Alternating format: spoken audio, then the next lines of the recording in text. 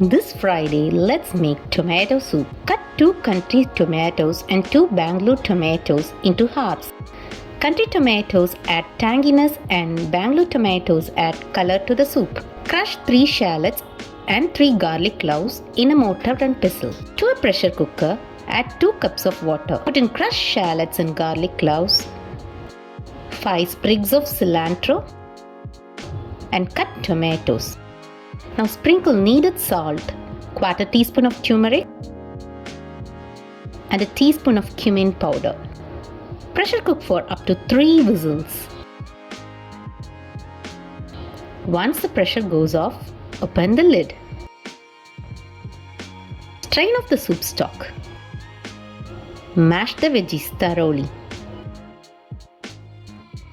Add salt if needed and pepper. Garnish it with cilantro.